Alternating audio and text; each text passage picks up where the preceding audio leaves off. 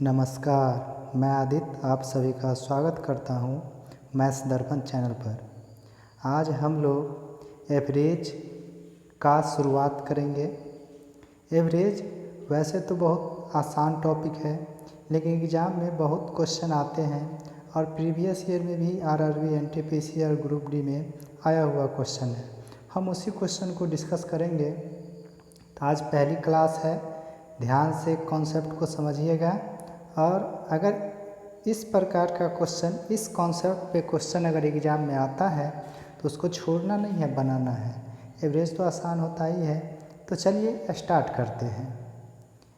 पहले हम एवरेज के बेसिक पार्ट को समझते हैं। एवरेज होता क्या है? एवरेज जो है, जैसे मान लीजिए कि आप पहला दिन 200 रुपये खर्च करते हैं, दूसरा दिन 300 रुपये खर्च करते हैं, तीसरा दिन 400 रुपये खर्च करते हैं, या 400 नहीं, रुक जाइए, तीसरा दिन क्या हुआ, 250 खर्च करते हैं, तीसरा दिन 250 खर्च करते हैं, फिर चौथा दिन आप 250 खर्च करते हैं। तो टोटल आप कितना खर्च किए? 1000। 4 दिन में कितना खर्च किए? 1000। 1000 बट्टा 4 तो कितना आ जाएगा? ये 250। मतलब आपका एवरेज हर एक दिन का, प्रत्येक दिन का खर्चा कितना आया? 250 रुपया। इसका मतलब आप एक मंथ में कितना खर्चा कर सकते हैं? 250 को 30 से गुना कीजिए तो 7500। मतलब आपका मंथली खर्चा कितना आ जाएगा? 7500। तो एवरेज जो है, एवरेज से होता क्या है कि आप एक महीना में कितना खर्चा कर सकते हैं उसका अंदाज लगाया जाता है। तो एक उदाहरण से और आपको समझा देते हैं, ध्यान दीजिएगा।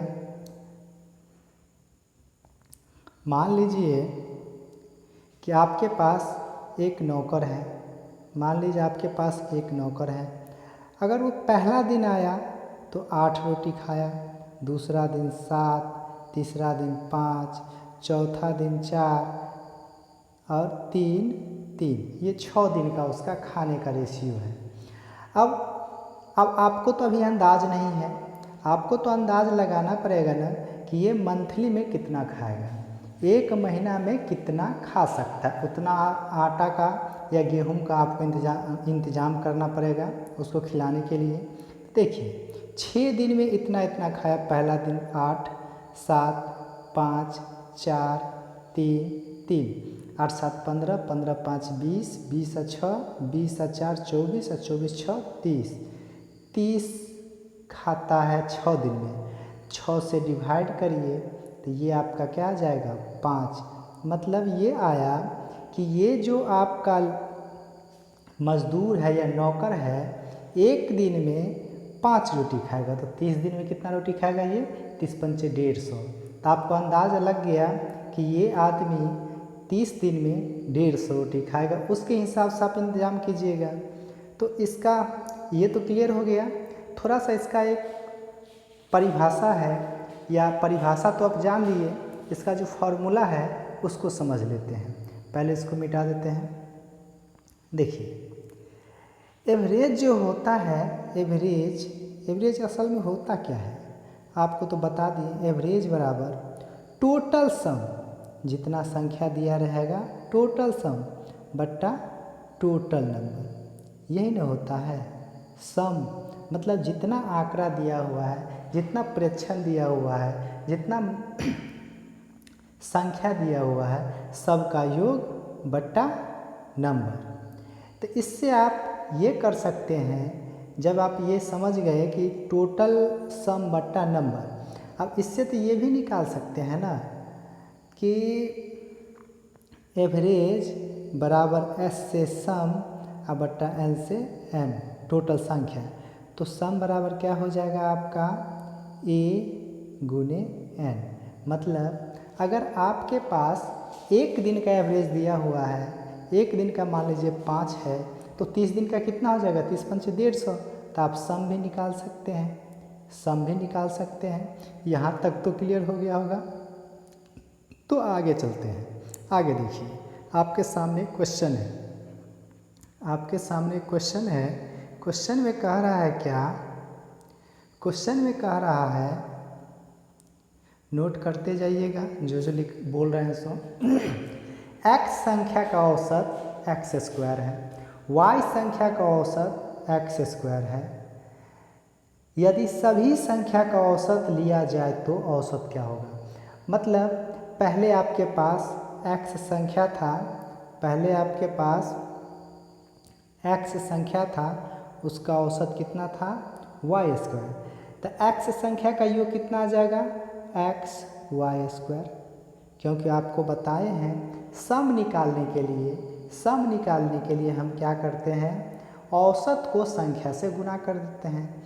फिर y संख्या का अगर निकालिएगा तो y संख्या का योग कितना होगा? y plus into x square. ये आपका x संख्या का योग है, ये y संख्या का योग है। लेकिन आपको एवरेज निकालना है, तो एवरेज निकालने के लिए क्या किया जाता है कि टोटल संख्या का योग, तो टोटल संख्या का योग आपका क्या होगा? X y square plus y x square, और बट्टा में टोटल संख्या। तो देखिए यहाँ पे क्या है, पहले एक्स संख्या है फिर वाई संख्या है, तो टोटल आ जाएगा आपका एक्स प्लस वाई। अब यहाँ से आप एक्स वाई कॉमन ले लीजिए, एक्स वाई कॉमन ले लीजिएगा तो आपके पास क्या आ जाएगा? y into x plus y, अब बट्टा एक्स प्लस वाई। ये से ये कट जाएगा तो औसत आपका क्या आ जाएगा? X y. औसत क्या आ जाएगा? X y. हम उम्मीद करते हैं कि सबको क्लियर हो गया होगा। नोट कर लीजिए, आज का क्लास पहला क्लास है, इस कॉन्सेप्ट को समझिए ताकि इस चैप्टर से, अगर इस टॉपिक से कोई भी क्वेश्चन अगर एग्ज़ाम में आता है तो बन जाना चाहिए। हम ग्रुप डी और आरआरबी एनटीपीसी का जो भी प्रीवियस ईयर है वो भी आपको इसी के साथ साथ करवा देंगे। तो चलते हैं, आगे बढ़ते हैं। अगला क्वेश्चन है, देखिए अगला क्वेश्चन बनाने से पहले एक कॉन्सेप्ट को समझिएगा। एक कॉन्सेप्ट है, ये कॉन्सेप्ट समझने के बाद आप इस प्रकार का जो भी क्वेश्चन आएगा आप बना सकते हैं। जैसे लगातार संख्या हो, सम संख्या हो, विषम संख्या हो और एपी समांतर सीरीज हो, तो इसमें क्या होता है? औसत हमेशा मिडिल वाला होता है। औसत क्या होता है? हमेशा मिडिल वाला होता है। जैसे ध्यान दीजिए, मान लेते हैं ये संख्या 1 2 3 2 4 6, इसी तरह 1 3 5 8 16 24, ये आपका प्राकृतिक संख्या है, लगातार संख्या। इसका औसत कितना आएगा आपका? 2। इसका औसत कितना आया? 4। निकाल के देखिए, तीनों को जोड़िए, 3 से भाग दीजिए 2 आ जाएगा। तीनों को जोड़िए, 3 से भाग दीजिए 4 आ जाएगा। इसको तीनों को जोड़िए, 3 से भाग दीजिए 3 आ जाएगा। इसको 16 आ जाएगा। ये आप जानते हैं। तो ये क्रमागत संख्या है, लगातार संख्या है। तो लगातार संख्या का औसत क्या होता है? मिडिल। लगातार संख्या का औसत क्या होता है? मिडिल। लगातार संख्या का एवरेज क्या होता है? मिडिल। अब साथ में और ये होता है क्या, अगर अब आपके पास अगर 3 संख्या रहे, 4 संख्या रहे, 5 संख्या रहे, मैक्सिमम 10 संख्या रहे, तो उसमें आप मिडिल संख्या निकाल लीजिएगा। लेकिन अगर 100 संख्या आ जाए, 100 संख्या आ जाए, 150 संख्या आ जाए, 200 संख्या आ जाए, तो वहाँ पे मिडिल निकालने में प्रॉब्लम होगा। क्या होगा? मिडिल निकालने में प्रॉब्लम होगा। मिडिल संख्या निकालने में प्रॉब्लम होगा। उसमें हम क्या करेंगे कि फर्स्ट संख्या प्लस लास्ट संख्या का एवरेज निकालेंगे। फर्स्ट संख्या क्या? फर्स्ट संख्या को आप क्या मान लीजिए? ए, और लास्ट संख्या को क्या मान लीजिए? एल बट्टा 2। ये क्या आ जाएगा? एवरेज बराबर। एवरेज तो मिडिल संख्या होता ही है। कम संख्या आएगा तो आप मिडिल संख्या से निकाल लीजिए, ज़्यादा संख्या आ जाएगा तो फर्स्ट प्लस लास्ट बट्टा 2। यहाँ तक हम उम्मीद करते हैं आप लोग को समझ में आ गया होगा। और आप अगर आरआरबी एनटीपीसी का तैयारी करते हैं तो थोड़ा बहुत जानते होइएगा, और साथ में हम रिवाइज करवा रहे हैं तो सब क्लियर हो जाएगा। तो देखिए अब क्वेश्चन को सॉल्व करते हैं। 9 क्रमागत संख्या का औसत 9 क्रमागत संख्या का औसत n है। यदि 2 क्रमागत संख्या को और सम्मिलित कर लिया जाए तो नया औसत क्या होगा। अब ये इस कॉन्सेप्ट पे थोड़ा सा ध्यान दीजिए। देखिए, हम मान लेते हैं 3 संख्या, 1 2 3, 3 मान लिए, या यहाँ नहीं मानिए, यहाँ ध्यान दीजिए, 1 2 3। अब इसका औसत हम मान लेते हैं n। ये लगातार संख्या है। बोला बाद में 2 संख्या और जोड़ दीजिए, तो बाद में हम 2 संख्या और जोड़ देते हैं। तो अब इसका औसत हम निकालते हैं, तो इसका औसत क्या आएगा, ये आ जाएगा। इसका औसत क्या आ जाएगा, ये होगा, क्योंकि लगातार संख्या का औसत मिडिल वाला होता है, बीच वाला होता है, तो ये आ जाएगा। तो बताइए इससे कितना बढ़ गया, 1 बढ़ गया। इससे कितना बढ़ गया, 1 बढ़ गया, तो इसका औसत क्या हो जाएगा, 1 हो जाएगा, n+1 हो जाएगा इसका औसत। इसी तरह अगर आपको 9 संख्या दिया हुआ है, 1 2 3 4 5 6 7 8 9, अब इसमें क्या बोला कि 9 संख्या का औसत आपका ये 5वां वाला होगा, 5वां संख्या होगा, मिडिल ये n है। आपको क्या बोल रहा है ये कि 2 संख्या बढ़ा दीजिए, तो 2 संख्या अगर आप बढ़ाइएगा तो 2 को और बढ़ा दीजिए, 1 2 को जब बढ़ाइएगा तो ये क्या हो जाएगा, 1 2। अब देखिए 11 संख्या हो गया, तो 11 संख्या का औसत कौन सा संख्या होगा, छठा वाला होगा, छठा संख्या होगा। तो अभी तो औसत ये है 1 2 3 4 5, 5 इधर भी थी, अब ये औसत हो जाएगा नया वाला। तो ये औसत इस औसत से कितना बढ़ा, 1 बढ़ा, कितना बढ़ा, 1 बढ़ा, तो नया औसत क्या हो जाएगा, n+1 हो जाएगा। हम उम्मीद करते हैं आप सभी को समझ में आ गया होगा। अगर थोड़ा सा प्रॉब्लम हो तो आप दोबारा वीडियो को देखकर समझ सकते हैं। चलते हैं अगले क्वेश्चन की ओर। अगला क्वेश्चन है, आसान क्वेश्चन है। 7 लगातार संख्या का औसत 29 है। 7 लगातार संख्या का औसत 29 है, तो सबसे बड़ी संख्या का औसत क्या होगा। अब इसमें आसान, बहुत ही आसान, 1 2 3 4 5 6, एक इधर लगाना है 7। 7 संख्या का औसत बीच वाला होगा, 7वां संख्या है, 7वां का मिडिल क्या होता है, चौथा संख्या होता है, तो ये आपका 29 हो गया। लेकिन आपका क्या दिया है, लगातार संख्या है, तो 3 संख्या इधर होगा और 3 इधर होगा। तो बोला सबसे बड़ी, तब बड़ी की तरफ 7 चले जाते हैं, पीछे निकाल के क्या करेंगे, छोटी कहता तो छोटी जाते। तो ये आ जाएगा आपका 30 31 और ये 32। तो बड़ी संख्या आपका क्या आ जाएगा, 32। कोई प्रॉब्लम, समझ में आ गया होगा। चलते हैं अगले क्वेश्चन की ओर।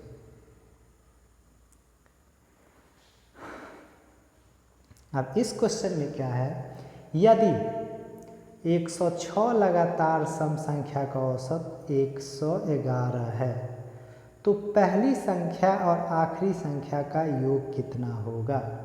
तो आप जानते हैं लगातार संख्या का औसत होता है a+l/2, मतलब फर्स्ट प्लस लास्ट बट्टा 2 बराबर, इसका मान दिया आपका 111, तो फर्स्ट प्लस लास्ट बराबर कितना आ जाएगा, गुना कर दीजिए 222। बहुत सिंपल है। आगे अच्छा क्वेश्चन कराएंगे हम, प्रीवियस ईयर का जितना भी क्वेश्चन होगा सभी करवा देंगे। आपको वीडियो को देखना है और शेयर भी करना है और लाइक भी करना है। तो चलिए आगे चलते हैं। अब ये क्वेश्चन जैसे समझ लीजिए, यदि लगातार सम संख्या का औसत 84 है, लगातार 7 सम संख्या का औसत 84 है, तो पहली संख्या और आखिरी संख्या का अंतर कितना होगा। हम पहले 3 संख्या को लेकर समझ लेते हैं, जैसे 1 2 3 या 4 को ले लेते हैं, कोई दिक्कत नहीं है। ध्यान दीजिए, सम संख्या है। अब 4 गो संख्या, इसमें गैप कितना आया, एगो गैप, 2 गो, 3 गो, मतलब 2 का गैप यहाँ, 2 का गैप यहाँ, 2 का गैप यहाँ। 4 संख्या में 3 गैप है, तो बताइए 7 संख्या में कितना गैप होगा? 6 गैप होगा। 7 संख्या में कितना गैप होगा? 6 गैप होगा। और एक गैप का मान कितना है? एक गैप का मान कितना है? 2। तो क्या हो जाएगा अंतर बराबर? ए बराबर 2 गुने 6, 12। अंतर निकालने के लिए यही करना है।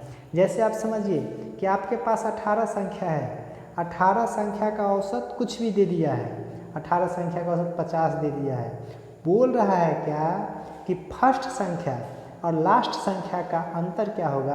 तो अगर 18 संख्या है तो गैप कितना होगा? 17। 17 गुने 2 कितना आ जाएगा? 17 दूना 34। आंसर क्या होगा? 34। तो उम्मीद करते हैं समझ में आ गया होगा। चलते हैं अगले क्वेश्चन की ओर। अगला क्वेश्चन है और लास्ट क्वेश्चन है, आज यहीं तक करेंगे, इससे आगे कल के क्लास में देखेंगे। 5 क्रमागत संख्या का औसत 100 है, पहली संख्या ज्ञात करें। 5 संख्या का 1, 2, 3, 4 और 1 5, औसत बीच वाला होता है 100। अब इधर 99, 98, इधर अगर निकालना होगा तो 101, 102। तो छोटी संख्या कौन सा है? 98। तो आंसर क्या आ जाएगा आपका? 98। हम उम्मीद करते हैं समझ में आ गया होगा।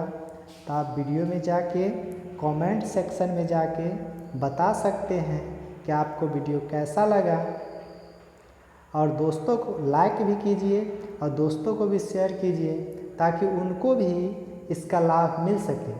हम आरआरबी, एनटीपीसी और ग्रुप डी का रिवीजन क्लास चल रहा है, जिसमें टॉपिक वाइज रिवीजन होगा। तो वीडियो को लाइक करिए, ज़्यादा से ज़्यादा शेयर कीजिए। तो वीडियो देखने के लिए धन्यवाद। फिर मिलेंगे अगले क्लास में।